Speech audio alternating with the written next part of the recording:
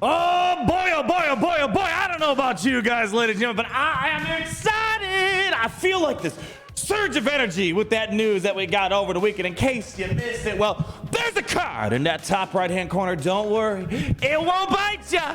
But it's the announcement of Darth Bane coming to Galaxy of Heroes, and a lot of people have been pretty hyped about the impact on Darth Bane in Galaxy of Heroes and the big impacts for Sith Eternal. But I also want to bring in here, I've been seeing a lot of interesting opinions and thoughts that I want to make sure you guys don't do in response to the Darth Bane announcement. I want to start off with this. I mean, check this out. All right, I'm gonna bring you guys over to my free-to-play account here. Okay, let's take this one step at a time. I have a philosophy at times, you know, do as I say, not as I do. And one of those big things that I don't do that you should be doing is conquest. Let me take you on over. The Darth Bane news gave me a jolt of energy that I haven't really felt in relation to conquest on my free-to-play account. I'm actually very happy. It was very odd CG dropped that little nugget of info about Darth Bane coming, even though we haven't even finished the current one with Beskar Gideon. I decided this news, I feel like it was targeted for me. I feel like it was my heads up. Hey, you know what?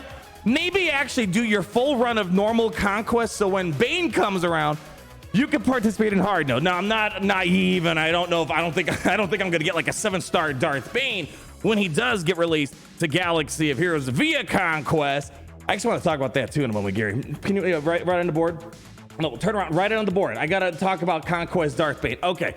But I decided, hey, you know what? I'm going to just do my first full run of normal conquest, just get to the finish line, so that way we can unlock the hard mode when we finally get into the Darth Bane cycle of conquest. I mean, I went in here, I even went as far as, you know, just trying to make like a rough layout of all my teams so I can just easily get through everything. I'll scroll through. It's a rough lineup of what my roster has. There's a couple teams I didn't put in here, but I'll just scroll through. But I was so excited. I was like, all right, we're gonna make our way through conquest. I need to get ready for Bane because I really think Darth Bane's gonna have a massive impact on the game even before we even looked at the guy's kit.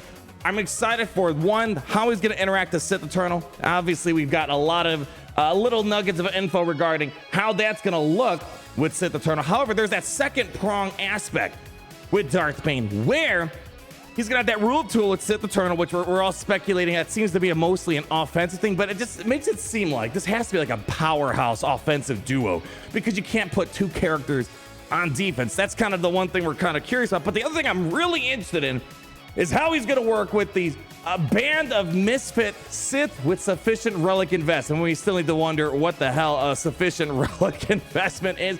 But when looking back at my free-to-play account, this gets me excited in another aspect of the game. Looking at some of those undermined, underloved Sith that are happening in Galaxy of Heroes, and now I'm at the point like, man, I mean, I don't recommend people jump the gun on this, but I'm looking at things like Darth Sidious's Omicron for territories, and it's a territory war Omicron, mind you, so that means a lot if I'm getting kind of excited about it. Darth Sidious Omicron's not really a big deal, unfortunately, in Galaxy of Heroes, but I feel like with the introduction of Bane, this sounds like something that could be a lot of fun to utilize. Again, we have to wait and see, but remember, in territories, if all allies are Sith at the start of battle, other Sith allies gain max health equal to half of Darth Sidious's potency, yada, yada, yada. And then whenever Darth Sidious uses demoralizing blows, the cooldown of this ability is reduced by 1 for each other Sith ally, and Darth Sidious gains 50 speed, which is stacking for 4 turns. This sounds like, again, I'm not going to say invest in it just because Darth Bane's coming. It sounds like a way to make, again, the Darth Bane team even more crazy, even more exotic when it comes to the game. But with all this news, with the Darth Bane, how it relates to the Sith Lords, I really think I'm going to try to push as hard as I can when the next conquest comes, Darth Bane comes around on the free-to-play count. I doubt I'm gonna be able to get a 7-star right away. We have to wait and see what the feats and all the other battles are gonna look like, which we don't have the info yet, but when time gets closer, we'll make a little guide on how to maximize your conquest run. But I really want to take conquest seriously for this cycle for conquest. Everyone should have been playing conquest before my free-to-play account. I'm already working so hard on one account over here when it comes to conquest, doing 2 conquests 100% effort. Gosh, not the most exciting thing, but I'm really gonna strive to do it, and I'm hoping I could try to maybe, reach maybe gold crate or something like that to really get as far as I can with the Darth Bane procedure. But with all this said in mind, I know people are excited. The reception for Darth Bane has been really positive for the community. It was one of those out of left field. We weren't expecting it. Thank you for reminding me, Gary. The one criticism I did see for Darth Bane, I kind of presented a little bit of it. I wish it wasn't the Clone Wars appearance that they're shooting for. I wish it was something a little bit different, but I have a feeling that was maybe a Lucasfilm decision. They wanted the Clone Wars cartoon version. That's a minor nitpick, but the other one was interesting.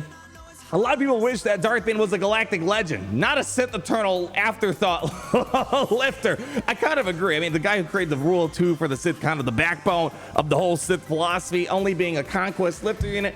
I guess we can debate about that. But the other thing that I'm finding debatable are some of these perspectives. Now, this post came out before, but I want to bring it up because I saw this again with the announcement of Darth Bane. People stalling out their farms until we get the next light speed bundles, and there's a variety of issues with this mentality. I get where they're coming from.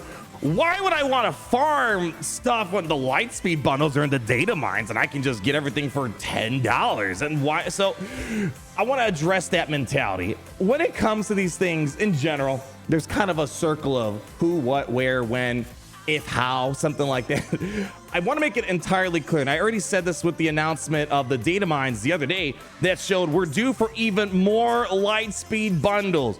The problem is, literally every single prong of the basic litmus test for investigating, evaluating something has not been addressed. We don't know who the light speed bundles are going to be for.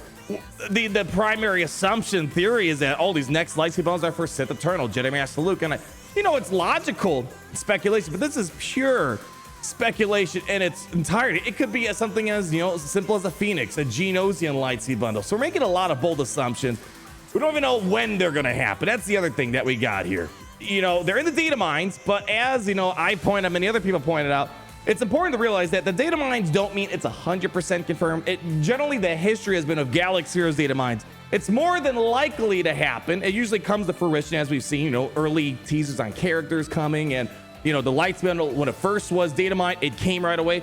But it's been many months since the next Lightspeed bundles were data mine, and then it's been several weeks since the previous Lightspeed bundle data mines, and they're still not here. I'm confident they're going to do it again.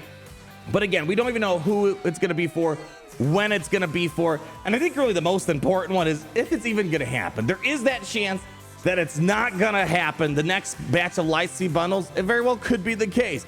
So what I'm bringing this up here, with that predominant theory that Sith Eternal's the next, Lightspeed bundle for $10. Oh no, and of course, we don't even know how much it's gonna be. It could very well be, $100. It doesn't have to be $10. We saw there was a range between $10, to $50. It could be a lot more, and then maybe people might not buy it if it was $100. So keep that in mind too. So the point I'm getting at is, with this type of game, stalling out your farm, just being like, I'm not going to do anything. It could be months. And every single day of progress is so meaningful. You guys know how it is. When you log into the game, you come in several times throughout the day to get the free gear at the shard shop, the guild store and whatnot. If you're just halting all that, you're missing out on massive amounts of progress. But I get the mentality. I want to make it entirely clear. I get the mentality. Like, it would feel really trash. Like, you're pushed for Sith Eternal, not a hard galactic legend to get by any stretch of the imagination. And all of a sudden, a Lightspeed bundle comes out that does it for $10. I get the feeling.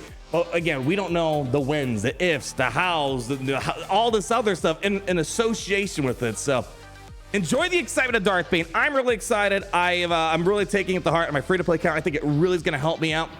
But also, don't let it blind you with these Lightspeed bundles. I feel like the Lightspeed bundles, as amazing they are, you can tell just from the reaction on the data mine server, people are like hyped on data cards, but probably to the point where it kind of blinds all logic. And I think this is kind of a problem with Capital Games Create. The game is so expensive to play if you want to really like progress fast, that when you offer it for $10, it's throwing people's expectations and plans completely off their rockers. So again, Darth Bane, big impact for Sith Eternal.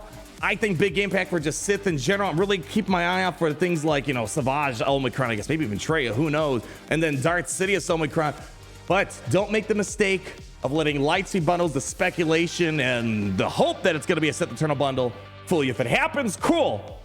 But no one can make that promise to you guys. But I can make you a promise that we're going to have a grand old time around these parts. Thank you so much for stopping by. I hope you had a fantastic stay here inside of an altar in the Kyber Empire, all that fancy jazz. Leave a like, comment down below. Hopefully you guys are as excited as most folks are. Yeah, maybe Bane should have been a galactic legend. Yeah, maybe he shouldn't have the cartoon appearance, but nonetheless, I'm beyond stoked. I mean, I get excited for most conquests, but I feel like we haven't had this level of excitement since probably Darth Malgus. Anyways, I could talk to you guys forever. Looking forward to this week. Likely Coloring back happening, but again, yeah, it's just reasonable speculation. But until then, always remember how it's great to be in the Empire today.